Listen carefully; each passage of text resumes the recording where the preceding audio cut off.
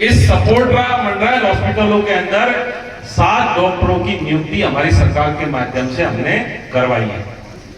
इस सपोर्ट्रा के अंदर बहन बेटियों को देखने के लिए गायनी का, जिसको बोलते हैं स्त्री एवं प्रसूति रोग विशेषज्ञ डॉक्टर नहीं था, उसकी नियुक्ति भी अस्पताल के अंदर हमने करवाई है।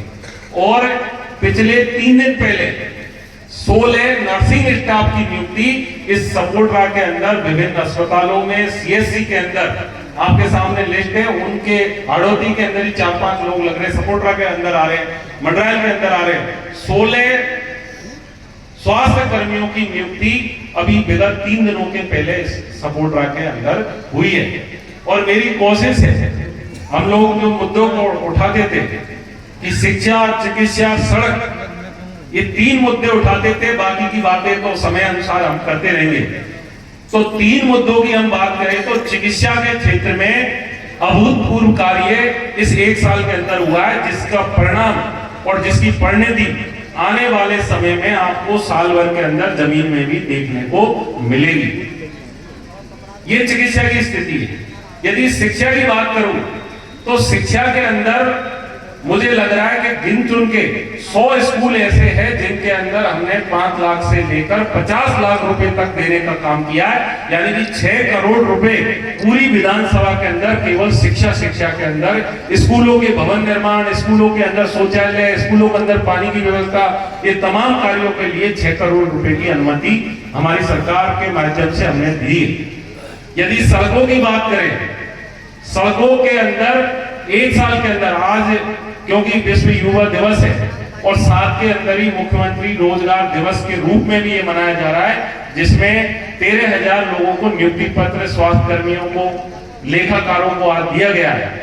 उसी क्रम में आपको बताना चाहूंगा, इस सपोर्ट्रा के अंदर आज जिन कामों को हमारी सरकार ने घोषणा की थी, उन कामों का शिलान्यास माननीय मुख्यमंत्री श्री भजन लाल जी के द्वारा आज करौली में किया गया है। उनका निर्माण कार्य भी अभी चालू होने वाला है। और ये सड़कें सपोर्ट्रा के अंदर 125 करोड़ रुपए की सड़क इस बजट के माध्यम से इस सपोर्ट्रा के अंदर आई है। तो सड़कें जब जमीन पर उतरेगी, आप चलोगे, देखोगे, तब आपको इस बात का एहसास होगा कि हमने जो वोट देने की कोशिश करी, जिस वोट को हमने दिया, कहते हैं ना बाबा साहब अम्बेडकर को जब हम पढ़ेंगे कि ये वोट ही है आपकी ताकत, सब तालों की चाबी सत्ता है और सत्ता में पहुंचने के लिए वोट है। और इस वोट के लिए कहते हैं कि वोट भी दोहरी तलवार है, सही जगह दे दोगे तो विकास हो जाएगा और गलत जगह दे दिया तो विनाश होगा।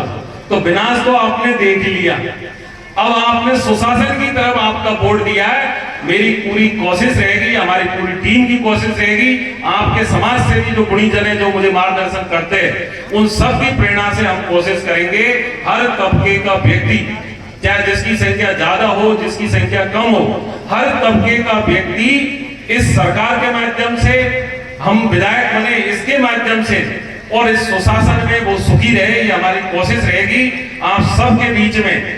क्योंकि आप सब लोगों ने इस कार्यक्रम की तैयारी पहले भी की थी, लेकिन देश के पूर्व प्रधानमंत्री स्वर्गीय श्री मनमोहन सिंह जी के आकस्मिक देहांत के कारण, राजकीय शोक होने के कारण वो कार्यक्रम नहीं हो सका। आज ये कार्यक्रम आप सबने किया है। इस कार्यक्रम को आयोजित कराने वाली पूरी टीम और सब जगह से जो लोग पधारे हैं, समाज के बंधु, उन सबका इस कार्यक्रम में आपने सबने हमको बुलाया, उसके लिए मैं आप सबका बहुत बहुत धन्यवाद देता हूं, आभार देता हूं। और आप सबसे इतना ही मैं निवेदन करूंगा आपके चरणों में कि आपका मार्गदर्शन मुझे मिलता रहेगा। मेरी कमियों को, खामियों को भी आप गिनाते रहोगे और आप सबके हित प्रेरक के रूप में आप कोशिश करोगे। एक और बात बताऊंगा, आपके समाज का कोई भी व्यक्ति, किसी भी गांव का हो, किसी भी समाज का हो, वो ये नहीं सोचे कि एमएलए के पास पहुंचने के लिए मुझे 5 आदमियों को, 1 आदमियों को ले जाने की जरूरत है। वो ये नहीं सोचे कि फलाना व्यक्ति एमएलए को जाने तो ही काम करेगा। आपको सबको मैं जान रहा हूं, आप सब लोगों को जान रहा है, आपको किसी की लाने की जरूरत नहीं है। गाड़ी में भर के ला रहे हो, 20 आदमी ला रहे हो, गाड़ी का किराया 2000 लगा दिया और काम है छोटा सा, तो तुम आएगा जब भी हो जाएगा वो काम है। तो इनमें गाड़ी घोड़ा में खर्चो मत करो, खूब आओ, अकेला आओ बंधु, आप सुबह से 9 से 11 में सपोर्टर रहता हूं तो बालोती मिलता हूं। और इस मंच के माध्यम से एक और अपील करना चाहूंगा कि अभी ग्राम पंचायतों का पुनर्गठन का काम चालू है। आज सुबह भी मैं देख रहा था बहुत सारे आदमी गांव से भर भर के आ रहे हैं।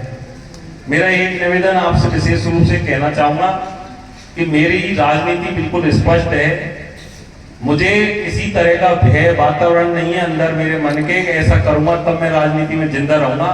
मेरे अंदर तो एक काम है कि मुझे सही काम करना है, आगे राजनीति रह नहीं रहे, लेकिन लोगों के दिल और दिमाग के अंदर हंसराज नाम का व्यक्ति रहना चाहिए। मैं राजनीति की ज्यादा अच्छा आप सबके समक्ष है। इसलिए आप ये ग्राम पंचायतों के पुनर्गठन में मेरी अपील है कि राजनीतिक उद्देश्य से ग्राम पंचायतों को नहीं बनवाए। किस उद्देश्य से बनवाना है? आवश्यकता के उद्देश्य से ग्राम पंचायतों का गठन होगा तो निश्चित रूप से उसका फायदा हर गरीब व्यक्ति को मिलेगा।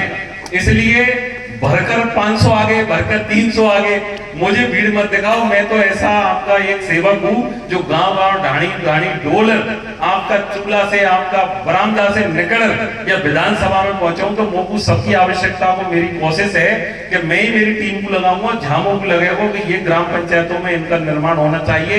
जबरदस्ती कोई पंचायत नहीं बनेगी। पंचायत वही बनेगी जिसकी आवश्यकता है।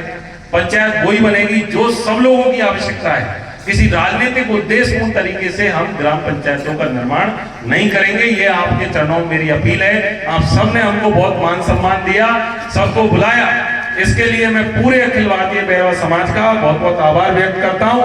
आप सबको प्रणाम करता हूं और एक बार जोर से बाबा साहब अम्बेडकर अमर रहे, अमर रहे। बाबा साहब अम्बेडकर जय हिंद, जय भारत। राम राम। धन्यवाद।